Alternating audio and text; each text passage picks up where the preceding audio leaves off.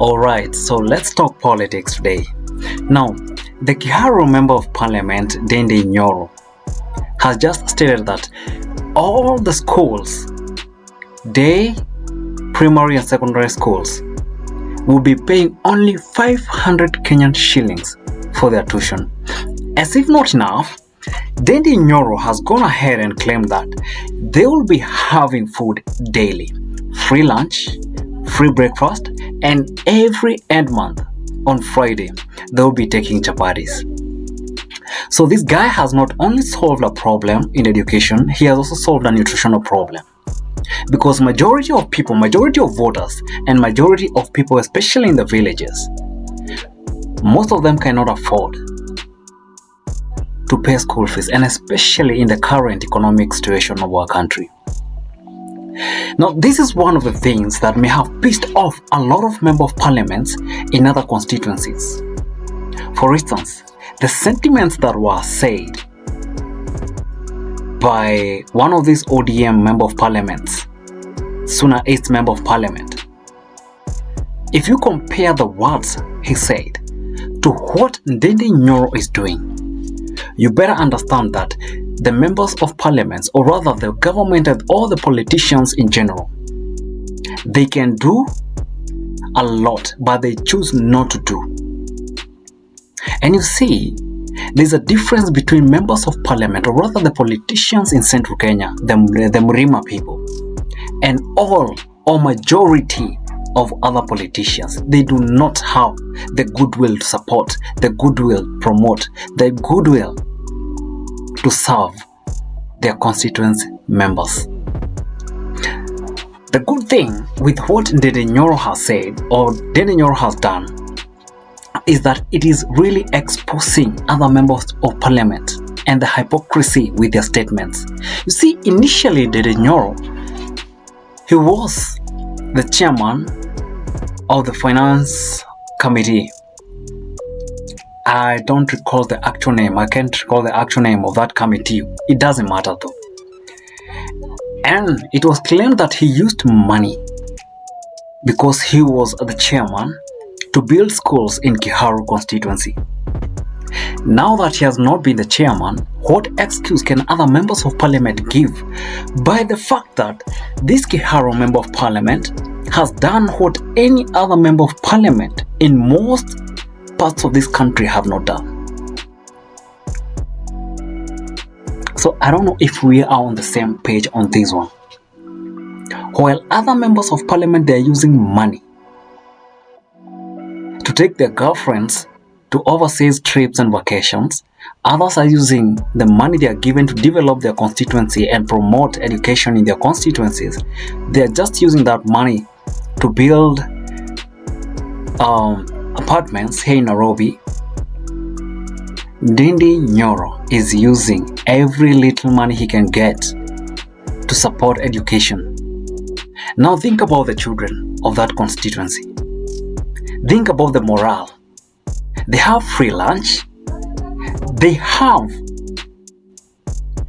books. They have laboratory. Everything needed to support that child emotionally has been availed.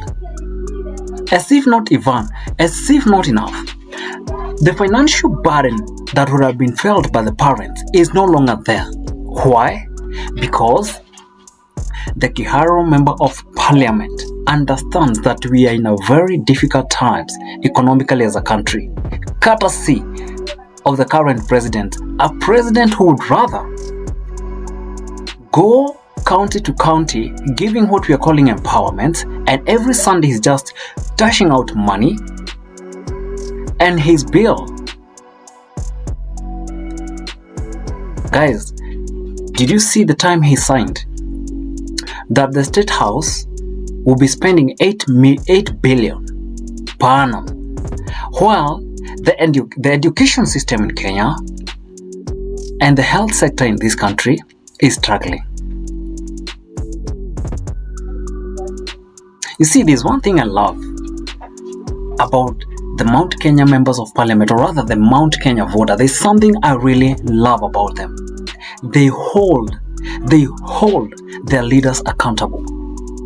They don't just vote and then wait for another 5 years. They hold their leaders accountable, and I can guarantee you, majority of the members of parliament in central Kenya, they will not be seeing another term. That one I can guarantee you. Forget about the DCP issue. Majority of them, especially those ones who have not worked. And I love Caroline Mutuku's words. The way she talked about the former governor of Kiambu, not Ferdinand Waitito, there's this guy Kafogo. He messed around with the wrong people.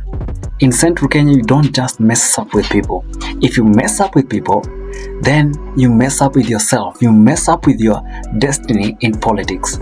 And sadly enough, in Mount Kenya, if you do not get another term, chances are high that you might never get that chance. Because Mount Kenya people, they don't joke with leaders, and especially the grassroots rulers. We are talking about the members of parliament, the governors, the senators.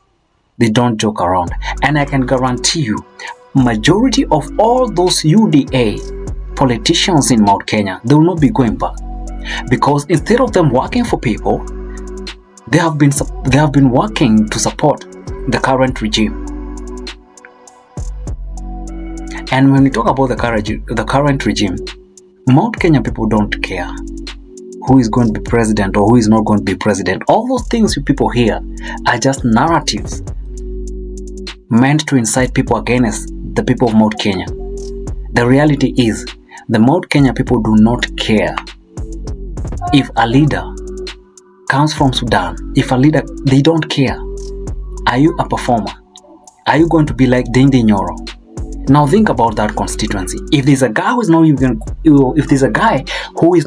going to stress in the other term, it's Ndindi Nyoro. That guy will not even stress, and I suspect he will not even spend a lot of money because the work he has done in that constituency speaks for itself.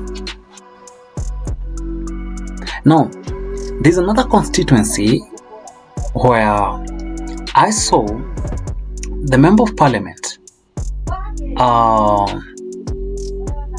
the kind of a toilet they have for that constituency, that school rather, is just shameful. Mark you, they are given money. It's not like they do not receive money. They are given money to develop their counties. But they choose not to use that money for development and then play victim. The victimhood is so high among most of the people in those areas that you might think whatever they are saying is true, because the attacks that have been there against the people of Mount Kenya is so much. It's so much. And they have almost managed to get away with that narrative, because they always say our problem as a country is Mount Kenya. They never like to be in a situation where they are going to hold their members of parliament accountable. So how then can we move forward as a country with leaders who do not have the goodwill for their people? Will it work? Will it not work? In this case, I hope and pray that all goes on well for the Kiharu member of parliament. Because at least the fact that he comes from Mount Kenya, he has proven that these people were lying. They were just doing something we call political witch hunt against him, calling him a thief, and try to do a smear campaign against majority of the leaders in Mount Kenya.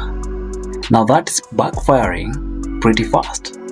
And I like the fact that it's backfiring pretty fast, because next time people will be smart enough to vote in leaders who care about their interests. And this is what I'm gonna ask the voter in other regions. Do you guys hold your leaders accountable, or do you continue holding that thought that the problems of this country are all caused because of the Mount Kenya people? And it's being proven day in, day out that the problem is not the Mount Kenya people. The problem are your leaders. They are given the same amount of money, but instead of them using that money for development, they use that money for their own financial gains. And at that point, see you next time. Subscribe.